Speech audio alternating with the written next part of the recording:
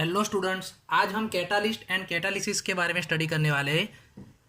आगे के चैप्टर में हम कैटालिस्ट के बारे में स्टडी कर चुके हैं। कैटालिस्ट वो सब्सटेंस है जो रेट ऑफ रिएक्शन को, हमारी जो रिएक्शन होती है उसके रेट को इफेक्ट करता है एंड रिएक्शन बहुत ही फास्ट करता है, यानी कि रेट ऑफ रिएक्शन को इफेक्ट करता है एंड कैटालिस्ट उसमें पार्टिसिपेट नहीं करता है। इसीलिए कैटालिस्ट थोड़ी ही मात्रा में चाहिए जिससे वो रेट ऑफ रिएक्शन को झड़पी बनाए एंड रिएक्शन फास्ट हो। कैटालिस्ट के बेसिस पर दो टाइप आएंगे रिएक्शन के, होमोजीनियस एंड हिट्रोजीनियस। वो आज हम स्टडी करेंगे, वो आईएमपी टॉपिक है। सबसे पहले एक एग्जांपल हम देखते हैं, potassium chlorate KClO3, potassium chlorate KClO3, उसमें से पोटेशियम क्लोराइड एंड ऑक्सीजन बनता है। ये रिएक्शन बहुत ही स्लो है, बहुत ही स्लो है। 4 आवर जितना टाइम ये रिएक्शन होने में लगता है। अब यही रिएक्शन हमको झड़पी चाहिए क्योंकि अभी तो फास्ट युग है, फास्ट हमारा टाइम फास्ट चल रहा है। हमको ऐसा चाहिए कि कोई भी रिएक्शन बहुत ही जल्दी हो। तो ये रिएक्शन फास्ट करने के लिए हम कैटालिस्ट यूज़ करते हैं MnO2। तो ये जो MnO2 यूज़ किया है उसको हम बोलते हैं कैटालिस्ट। एंड जो ये रिएक्शन हुई जिससे ये टाइम बहुत ही कम टाइम में रिएक्शन कंप्लीट हो गई, तो इसी को बोलते हैं कैटालिसिस। तो कैटालिसिस वो फिनोमिना है जो रेट ऑफ रिएक्शन को इंक्रीज करती है। किसकी हेल्प से? कैटालिस्ट की हेल्प से। उसको बोलते हैं कैटालिसिस। एंड कैटालिस्ट वो सब्सटेंस है जो रेट ऑफ रिएक्शन को इंक्रीज करता है, उसको वो सब्सटेंस को हम कैटालिस्ट बोलते हैं। टाइप्स ऑफ कैटालिसिस, कैटालिसिस के दो टाइप है अकॉर्डिंग टू फेजेस, यानी कि सॉलिड लिक्विड गैस कौन से फेज है उसके अकॉर्डिंग दो टाइप है। एक सिंपल बात आपको ये याद रखनी है, अगर रिएक्टेंट जो फेज में हो, अगर हमारा जो रिएक्टेंट है वो जो फेज में हो, वही फेज में अगर कैटालिस्ट होगा तो उसको होमोजीनियस कैटालिसिस बोलेंगे।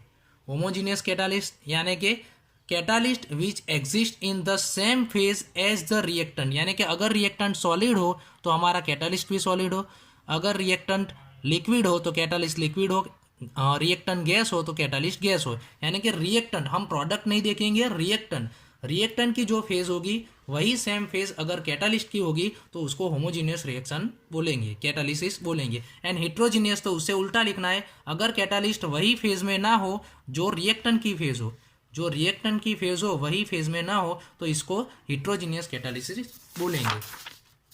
एग्जाम्पल ऑफ होमोजीनियस कैटालिस्ट, सबसे पहले होमोजीनियस कैटालिस्ट का एग्जाम्पल देखिए। अगर एस्टर को हम वाटर के साथ रिएक्शन करेंगे तो उसमें से हमको मालूम है कि कार्बोक्सिलिक एसिड एंड अल्कोहल बनेगा। एस्टर का हाइड्रेशन, अगर एस्टर का हाइड्रेशन करेंगे तो यहाँ से H+NOH-, वो H+NOH- एक यहाँ से CO में से यहाँ कट होके एक साइड H+ एंड एक साइड OH आएगा, ये हमको पता है। तो यहाँ एस्टर का अगर हम वाटर के साथ रिएक्शन करेंगे तो हमको कार्बोक्सिलिक एसिड एंड इथेनॉल मिलेगा।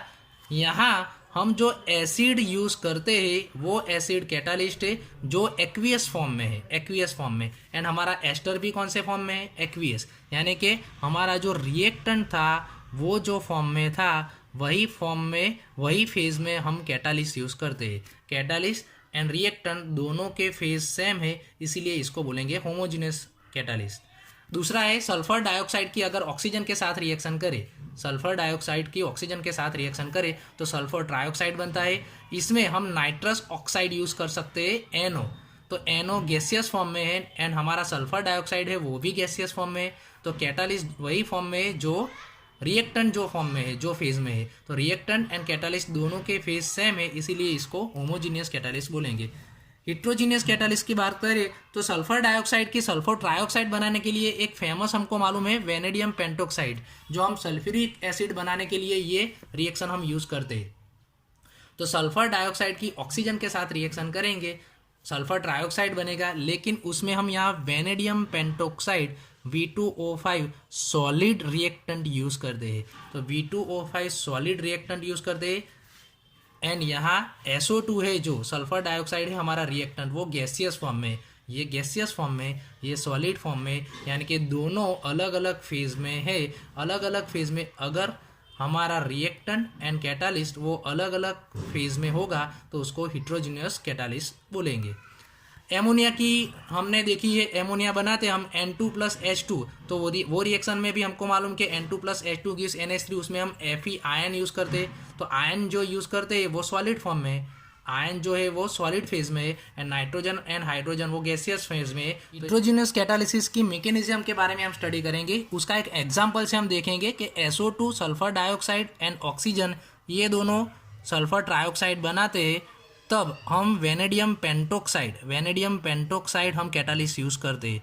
तो सबसे पहले क्या होगा, तो 5 स्टेप में ये रिएक्शन होती है।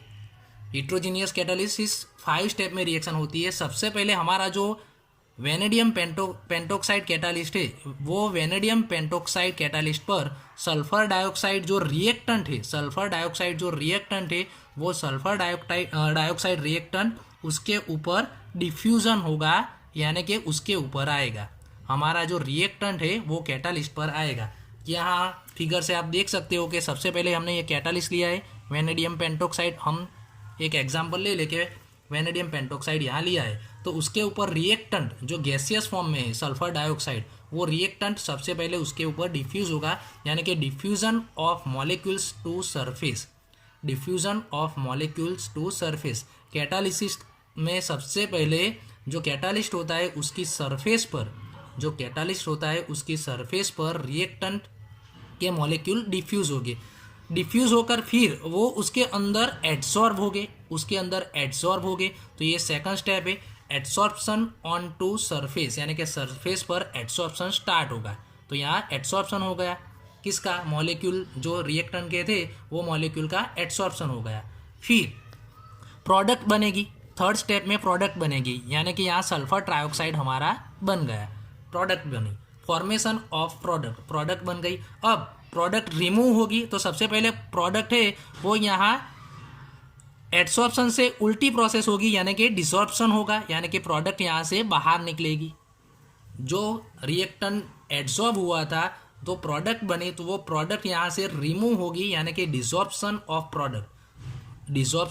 प्रोडक्ट। अब वो प्रोडक्ट डिसॉर्ब हो गई, यानी कि डिसॉर्प्शन हो गया, तो वो निकल गई। तो फिर दूसरे जो रिएक्टेंट के मॉलिक्यूल हो गए, वो रिएक्टेंट के दूसरे मॉलिक्यूल फिर से डिफ्यूजन करेंगे, यानी कि डिफ्यूजन बैक, यानी कि जो रिएक्टेंट के मॉलिक्यूल है वो फिर से डिफ्यूजन करेंगे, यानी कि हमारा जो यहाँ हमने कैटालिस्ट यूज़ किया है वो वैसा का वैसा रहेगा, वो यूज़ नहीं होगा। यही ये रिएक्शन दिखाती है कि रिएक्टेंट आते हैं, फिर आके प्रोडक्ट बनाते हैं, प्रोडक्ट डिसॉर्प्शन हो जाता है, प्रोडक्ट निकल जाती है, एंड रिएक्टेंट आते रहते हैं। जो हमारा रिएक्टेंट है वो वैसा का वैसा ही रहेगा, यानी कि 5 स्टेप में ये पूरी मैकेनिज्म होती है।